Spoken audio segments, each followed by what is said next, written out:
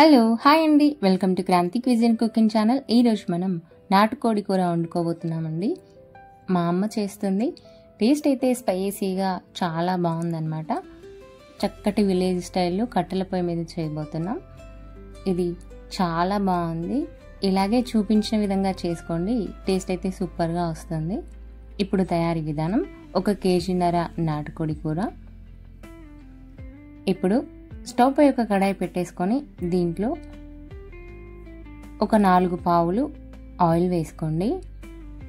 ఈ ఆయిల్ కాస్త వేడైన తర్వాత దీంట్లో జీలకర్ర 1 పావు టీ స్పూన్, అలాగే 3 బిర్యానీ ఆకులు కూడా వేసుకోండి, టేస్ట్ బాగుంటుంది. అట్లాగే సన్నగా కట్ చేసి పెట్టుకున్న ఒక 3/4 కప్పు ఉల్లిపాయలు, అలాగే కరివేపాకు వేసుకొని ఒకసారి కలిపేసుకోండి. ఇలా కలుపుకున్న తర్వాత దీంట్లో చికెన్ వేసుకొని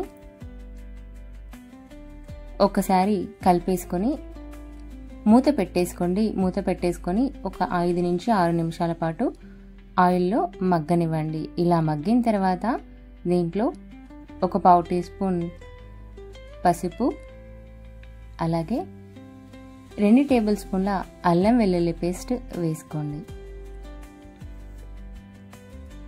ఇప్పుడు అల్లం అనేది చక్కగా ముక్కలకు పట్టేలాగా కలిపేసుకోండి. అలాగే దీంట్లో సన్నగా కట్ చేసుకున్న 6-7 పచ్చిమిరపకాయలు కూడా వేసుకోండి.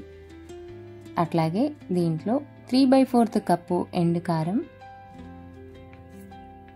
ఎండుకారం వేసుకున్న తర్వాత ఒకసారి కలుపుకొని దీంట్లో లీటర్ నుంచి లీటర్న్నర వాటర్ పడతాయండి. నాటుకోడి ఉడకడానికి టైం పడుతుంది కాబట్టి వాటర్ అనేవి ఎక్కువగానే పడతాయి. ఇప్పుడు కలుపుకున్న తర్వాత మూత పెట్టేసుకొని కనీసం 20 నుంచి 25 నిమిషాల పాటు మంట మీడియం సెగ పైన పెట్టేసుకొని ఉడికించుకున్న తర్వాత 2 టేబుల్ స్పూన్ల ధనియా పొడి వేసుకోండి. అలాగే పావు టీ స్పూన్ గరం మసాలా, 1 పావు టీ స్పూన్ కన్నా కొంచెం తక్కువగా మిరియాల పొడి వేసుకొని కలుపుకోండి. ఇలా కలుపుకొని ఇంకొక 5 నిమిషాల పాటు ఉడికించుకున్న తర్వాత దీంట్లో సన్నగా కట్ చేసి పెట్టుకున్న కొత్తిమీర ఆకులు వేసుకొని కలుపుకుంటే వేడిగా మన నాటుకోడి కూర రెడీ అయిపోయింది. టేస్ట్ అయితే చాలా బాగుందండి. ఈ నాటుకోడి కూర చపాతీలతో కానీ లేకపోతే బగారా రైస్తో కానీ చాలా బాగుంటుంది. మీరు కూడా తప్పకుండా ట్రై చేయండి. వీడియో నచ్చితే లైక్ చేయండి. మరిన్ని వీడియోల కోసం మన ఛానల్ని సబ్స్క్రైబ్ చేయండి. ఇంగ్రీడియంట్స్ డిస్క్రిప్షన్లో ఉన్నాయి, చెక్ చేయండి.